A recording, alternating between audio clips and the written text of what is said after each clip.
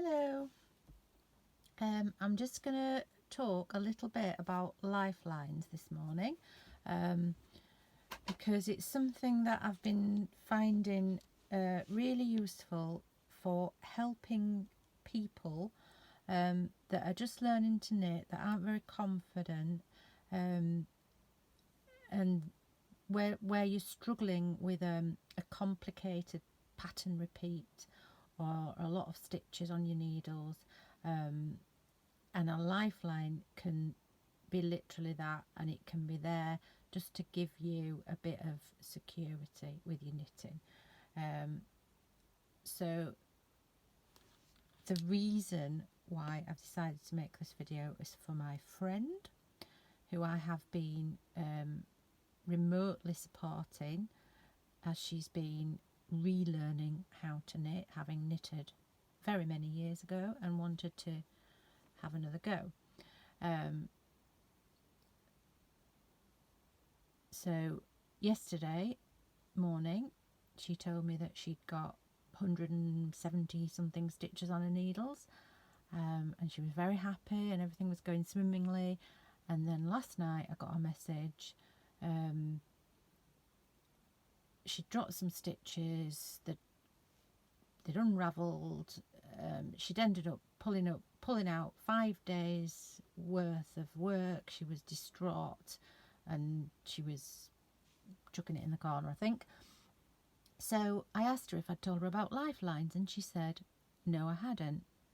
So I thought, right, well, wouldn't it have been great if she'd have put a lifeline in a couple of days ago? She wouldn't have had to take out 5 days worth of knitting. She might have had to take out 2 days worth of knitting, but that would have been a little bit easier. I've also recently suggested this to a lady when we were doing our Christmas Eve blanket knit along. One of the squares was quite a complicated cable square, and she was in a similar situation. She'd done several repeats of the pattern, and then something had gone wrong and she'd ended up pulling it out, and she'd done that about 5 or 6 times. So I showed her how to put a lifeline in, and she found that really helpful.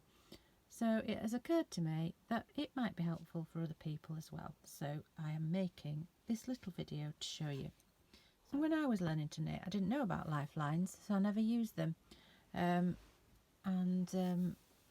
has occurred to me that they would have saved many hours of undoing, ripping back, trying to find out where I'd gone wrong,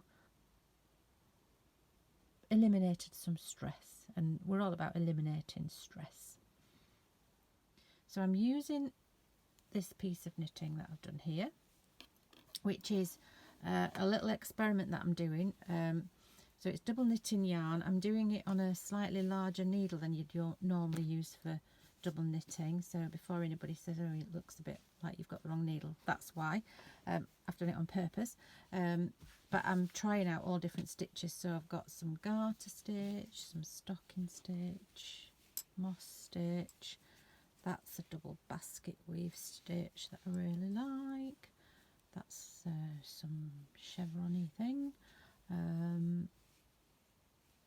You see that one? So I'm just doing all different textured stitches, which might be better if I put another light on. Might be able to see a bit better. Move this round. Anyway, that's not what I'm showing you. What I'm showing you is that last night I decided that I was going to make this video, so I've put a lifeline in.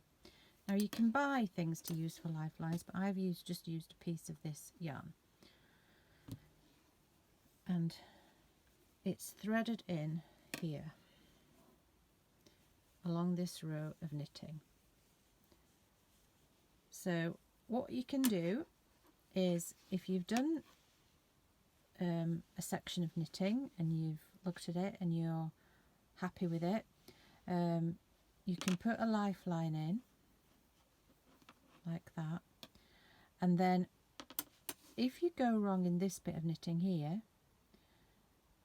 and you end up pulling it out because you're not sure how to pick your stitches up or something, you're only going to pull it out to here because those stitches are held secure on that lifeline. So you're not going to be in this situation where you're having to pull out the whole lot of your knitting, or lots, you know that you're only going to go back to there. So if you'd got like a complicated lace pattern or something here, or cable or something, I think that's when it's most useful. But if you're fairly new to knitting, and you're not confident with picking up stitches, things like that, I think it's probably useful for whatever you're doing. So that's in there. This, I'm knitting with double knitting wool, and I've used a piece of 4-ply yarn because I thought it'd be a bit finer than the double knitting, it might be easier to do it. You need something fairly smooth, and I've used something that's a different colour to what I'm knitting with so that I can identify it. And what I could actually do is pull that one out that I've got in there, but what I'm going to do is I'm going to leave that in there for now. I'm going to put another one in because I'm going to show you how to do it, or how I do it. There are probably other ways of doing it. You can buy special sort of wires to use, I think, but I always just use a scrap of yarn.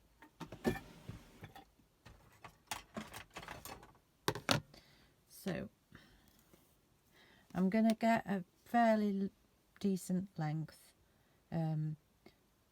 longer than the width of my knitting. Obviously, if there were a lot of stitches on, you'd need, you know, an even longer piece of yarn, but it needs to be longer than the width of your knitting anyway. And you need a needle with a big eye, like a tapestry needle or something, and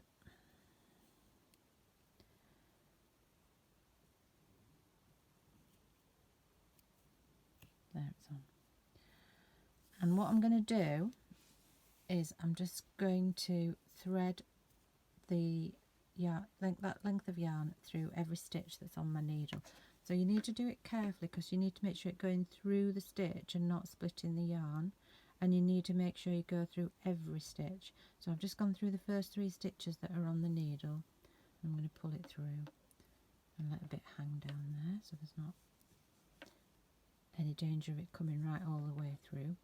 So you need to make sure you do every stitch,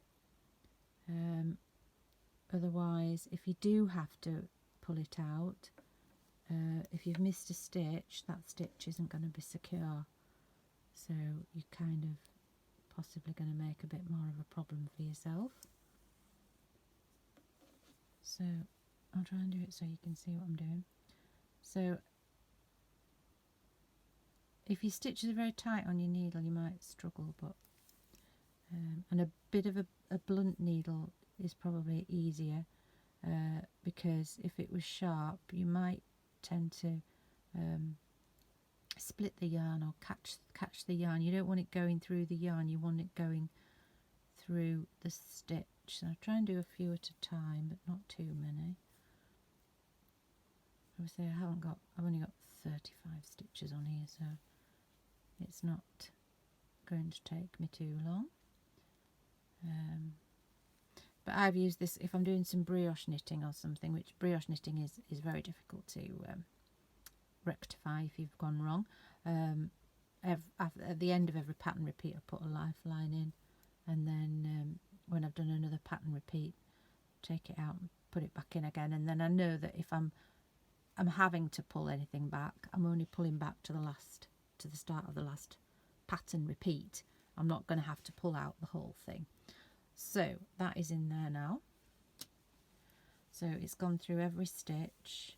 The only thing is, when you knit the next row, you need to watch that you're not knitting it in, because you want it to you want to be able to pull it out.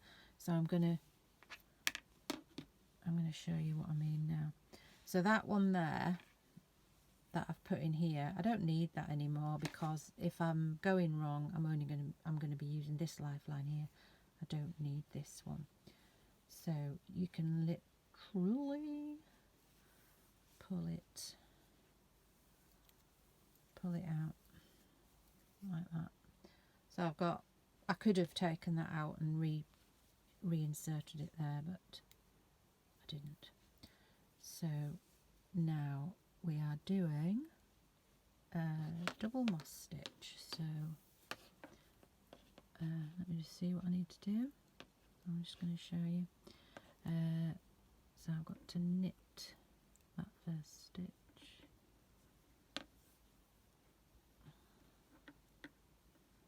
and then I've got 2 purl stitches. So you just need to watch when you work in this row that you're not knitting in to that lifeline and getting it caught up in your stitches. So what I'm going to do now is I'm going to do a few rows on this piece of work, and then we're going to imagine the scenario where I realise after a few rows that I've gone wrong, and I'm going to show you what I would do and how I would get those stitches back onto my needle, having ripped out the knitting that I'm about to do.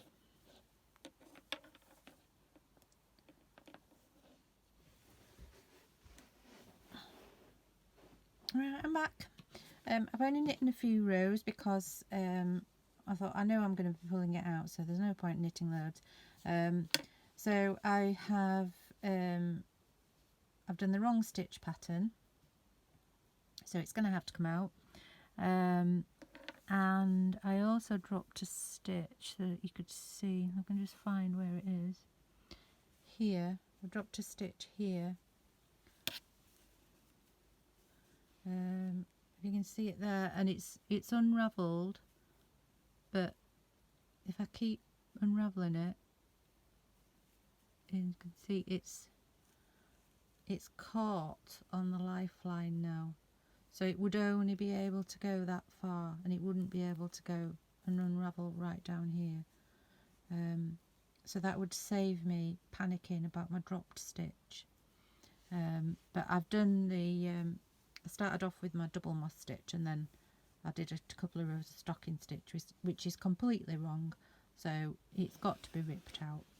So there's no panic needed. I can just take my needle out like that.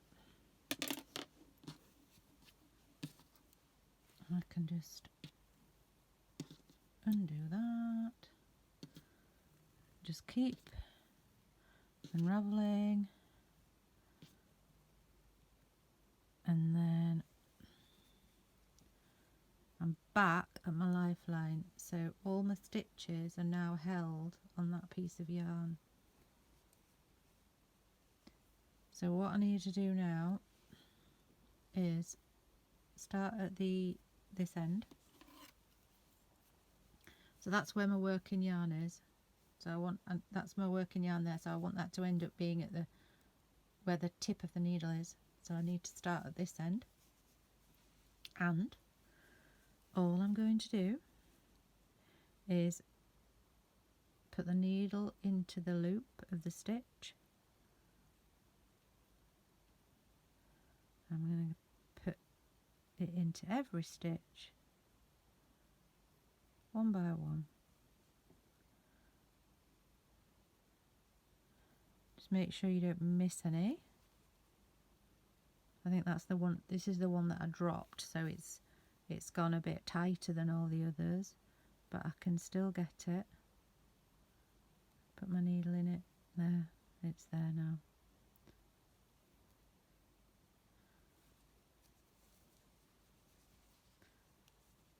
So I'm going to work my way along.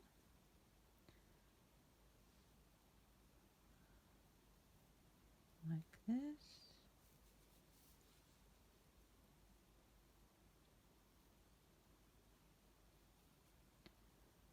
Keep going.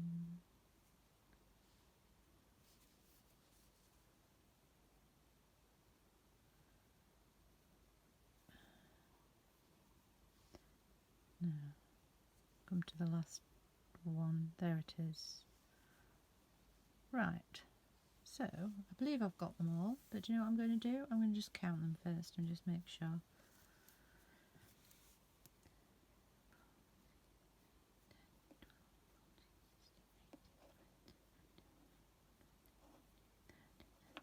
There's 35, so that's right. Now that last one I can see I've got it the wrong way around, so I'm just going to take it off, put it back the right way around. I think the others are all the right way around, but if you do pick one up the wrong way around, you can always take it off and whiz it back the right way before you knit it. So I'm going to leave that lifeline in, because you never know, we might need it again. And I'm going to start again. So my first stitch should be a knit stitch.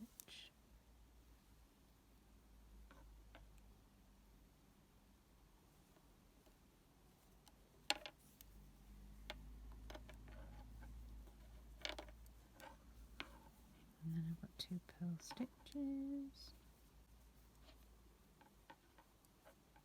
So again, this is just what I showed you before. I'm just being careful not to knit the lifeline in.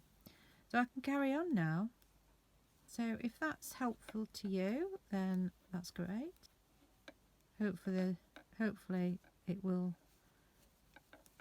just ease the sort of possible stress of what to do if you make a mistake, or if you've got if you're trying to learn a new technique and that you've not done before. It's just a way of hopefully giving you a little bit of security. So